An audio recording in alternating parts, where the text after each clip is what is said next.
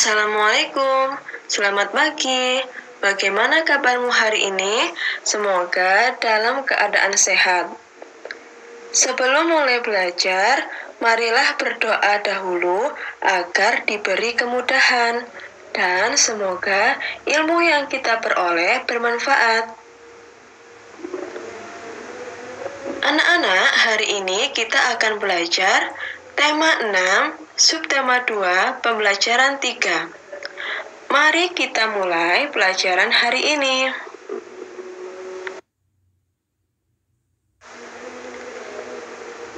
Air adalah salah satu sumber energi.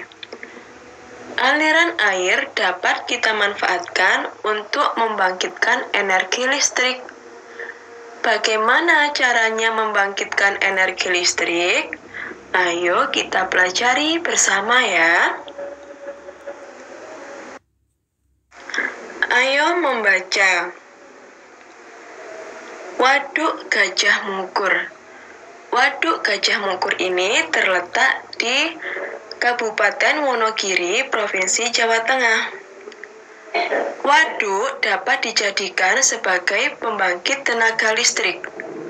Waduk Gajah Mungkur disebut sebagai waduk untuk PLTA, yaitu pembangkit listrik tenaga air. Mengapa disebut pembangkit listrik tenaga air? Karena energi listrik berasal dari tenaga air. Energi air dapat berubah menjadi energi listrik dengan cara energi gerak aliran air memutar alat yang disebut turbin. Lalu, turbin menggerakkan generator listrik. Generator listrik inilah yang menghasilkan energi listrik. Listrik yang dihasilkan kemudian disalurkan ke gardu listrik. Dari gardu-gardu itulah listrik dialirkan ke rumah warga atau ke kantor-kantor. Manfaat waduk selain sebagai pembangkit tenaga listrik, waduk juga bermanfaat untuk keperluan irigasi atau pengairan sawah. Waduk juga bermanfaat untuk perikanan dan juga sebagai tempat wisata. Apa yang terjadi jika waduk kering? Jika waduk kering, yang terjadi adalah sawah akan kekeringan karena kekurangan air. Dan para petani tidak bisa bercocok tanam. Kemudian, persediaan listrik menjadi berkurang. Apa yang terjadi jika tidak ada listrik?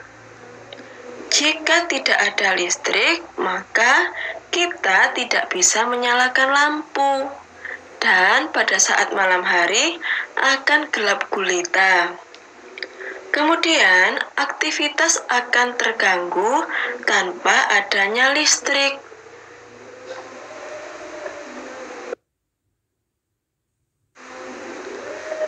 Apa yang terjadi jika sawah kering? Jika sawah kering, maka petani tidak bisa bercocok tanam, dan kita akan kekurangan bahan pangan. Ekosistem yang ada di sawah akan terganggu. Itulah yang terjadi jika sawah kering. Sekarang kita akan belajar matematika. Pelajaran matematika ini kita akan menghitung lamanya suatu kegiatan. Ayo kita pelajari bersama. Nomor 1. Siti bangun tidur pukul 5 tepat. Kemudian ia mandi, berpakaian, dan menyiapkan perlengkapan sekolah hingga pukul 5 lebih 30 menit. Berapa lama kegiatan Siti? Ayo kita jawab bersama ya. Lama kegiatan yang dilakukan Siti adalah Caranya kita tinggal mengurangi, yaitu pukul 5 lebih 30 menit dikurangi pukul 5 tepat. Hasilnya adalah 30 menit.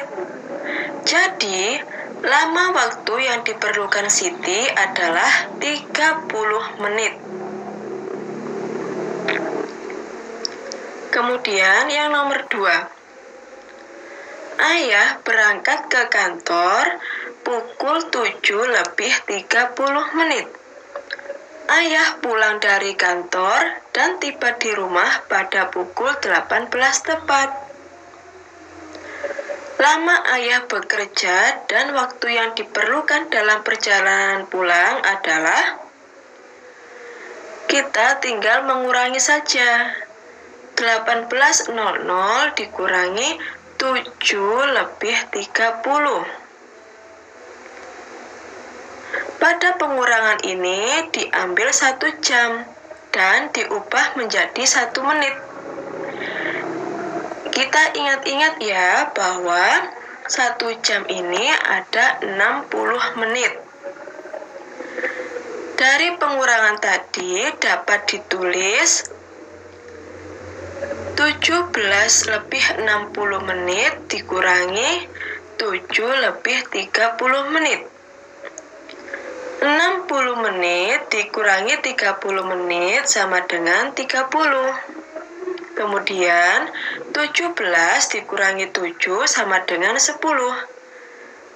Jadi, ayah bekerja dan melakukan perjalanan selama 10 jam lebih 30 menit.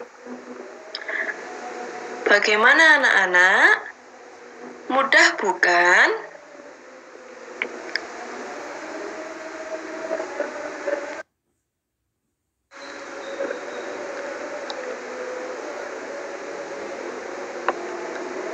Anak-anak, itulah tadi pembelajaran 3 yang dapat saya sampaikan.